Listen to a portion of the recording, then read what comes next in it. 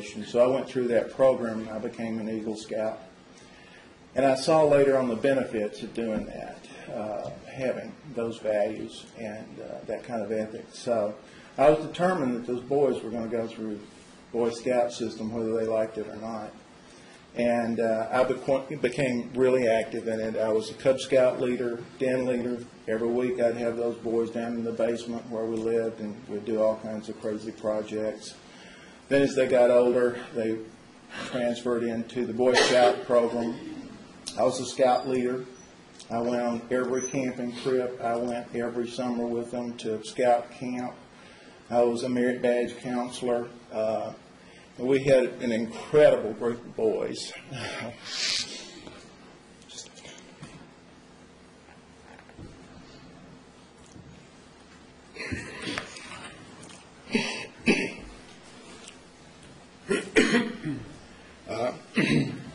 I think there were 13 of them that started out with me. And it was the first time in the history of scouting that the original 13 boys that started the Cub Scouts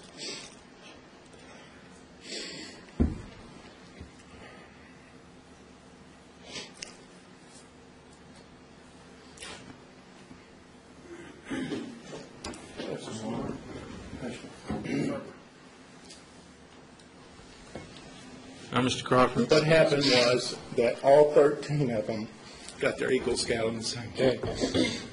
Now, you're getting emotional on this issue, and you told me you would, and you need to give the jury an understanding of why you're reacting this way on this particular subject. It just brings back memories of later on after this group got their awards. They were all asked to go to the Nashville Philmont Scout Ranch out in New Mexico. That was a huge goal for us. I wasn't able to go. And do you relate that to the pain and medication that you've had to Oh, yeah. You had to pass physical. You had to be able to walk like 15 miles uphill. There's no way I could do that. You had to be able to sleep on the ground. You had to travel out there on the bus. It was like a 4 or 5 day bus ride to go out there and 4 or 5 days back. There was absolutely no way that I could go. I was not able to go when I was a scout. It's a big deal. It's quite an honor to be asked. So it's kind of a dream of mine to be able to do that. And because of this accident, I couldn't do it. All right. Now, I want to get back to these drawings, okay? Change the subject a little bit. Okay. Focus on this. I want to talk about these drawings again. Computer generated? These are, at first, all of these initial drawings. I'll tell you when to stop. That's your front elevation. That's your rear elevation right there. One of the side elevations of the house as it's built right now. This is another side of the house. This is the roof plan where you have to get up there on the roof and measure the slopes and the angles and how the roof and the valleys all come together. And is there an easy way to get those measurements? No, I wish there was. There's no way except to go out there and do it. Or any drawing. Now, this begins on my hand drawing here. All right. Now, explain those tools that you have or whatever those items are right there in front of you. Okay. As I said earlier, I hand draw everything. I have an enormous drafting table it's about the size of this right here. It's about 4 feet.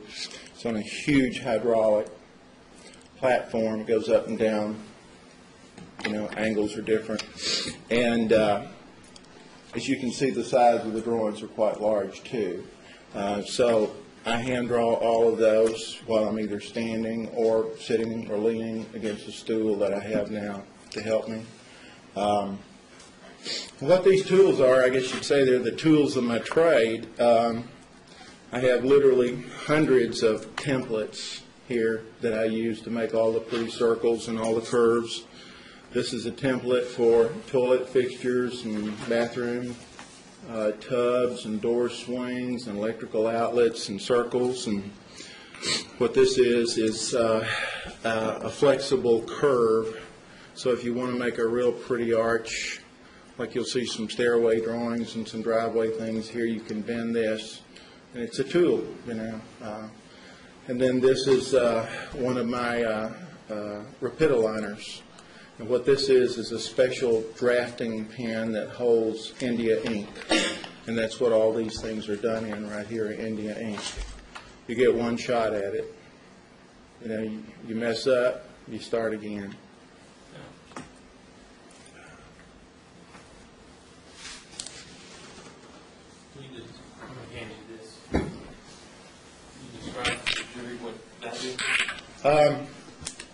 This is another set of plans here. It's a project that I've been working on for a while. This is a rendering on the front of this. I did this. It's all done in pen and ink. Now, wait a second. I think I knew that. That picture is something that you drew? Yeah. Okay. Now, how long would that take you to do that? Quite a while. Is that expected of you when you enter into a contract with a?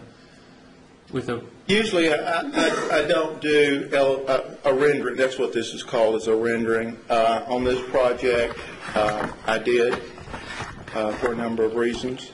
Hopefully, I'll be able to sell more drawings, more plans from this plan. What this is one of the drawings that I was working on after the accident. In fact, this is 8/12/04 was the date that I was drawing on this in ink. And what you see is a great big old smudge here. It looks like a smudge, but that's where I was really tired that day. I was pushing the pen too hard. I was trying to get it finished, and I ruined the entire drawing. You know, and I had to draw it again. You had to draw that. The whole thing had to be drawn. Yeah. Over.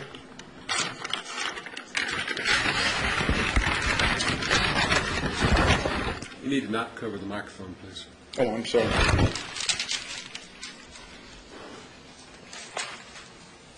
Now, as far as this drawing is concerned, is this your only copy? No, that's a print. You're on like go ahead and mark these two as legends. Objection? No, yeah. Is separate or collective? Collective, please. In number 19, collective.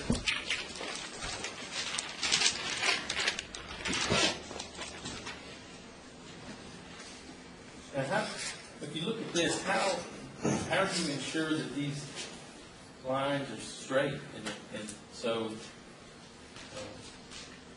and they look like this? It looks like this is something that a computer would do. How do you get it to look like that by hand? Thank you. I'll take that as a compliment. But if you look closely, you can see some cross hatches and lines where you can tell it's hand-drawn. The labeling is done on a label machine where you type in the labels, called a Croy labeler, and you stick those on. I don't begin to say that I can print as well as what's on there. I don't do the hand printing, but all the drawing I do of all the walls and partitions and the electrical, all of that I do. It's all hand drawn.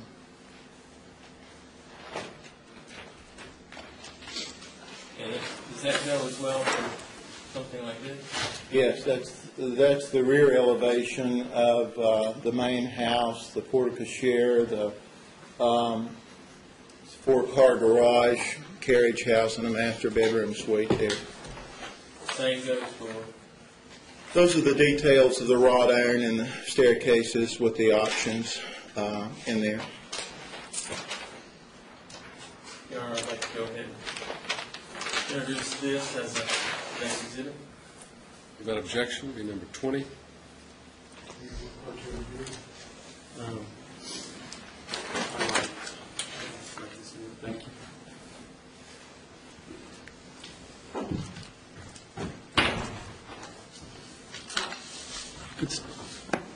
talk a moment, if we will, about, I want to go back to Ms.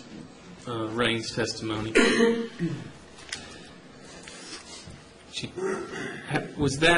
Had you heard those comments before? No. Was that a surprise to you? No. Did that event at the Antique Mall, did that actually take place as she described it? It was downtown at the Lawn and Garden Show at the Convention Center just a couple of weeks ago. And is it true that she had to carry that stuff? Yeah. How does that make you feel?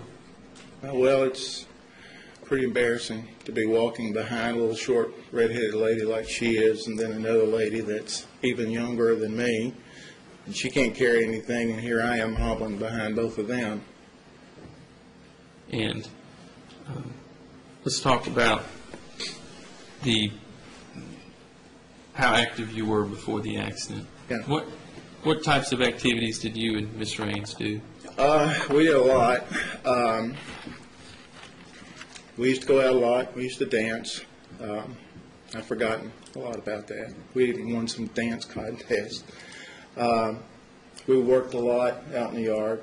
We really enjoyed that. When I was in college, I wanted to go into horticulture and landscape architecture, but at the time I was dissuaded from doing that by my advisors because there just wasn't any money in it. At that time, nobody heard or would do anything, spend the kind of money that I wanted to make, frankly. So I went into architecture instead.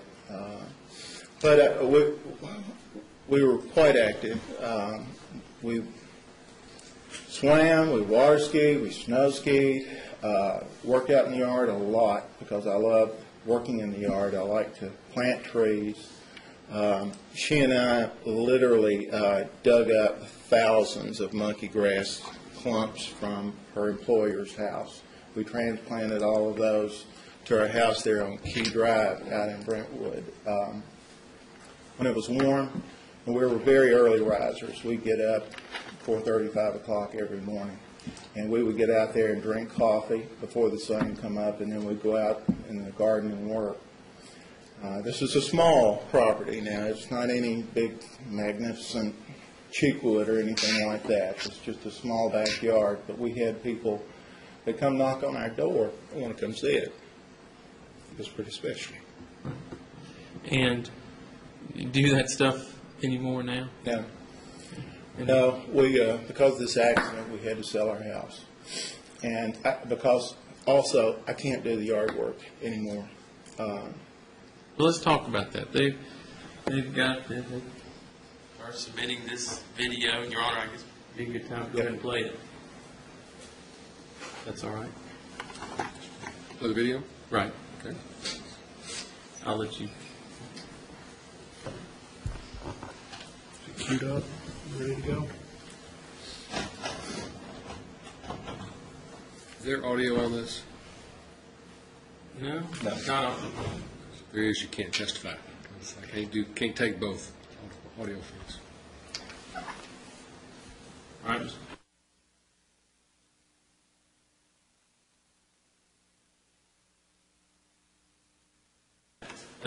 Know where that is?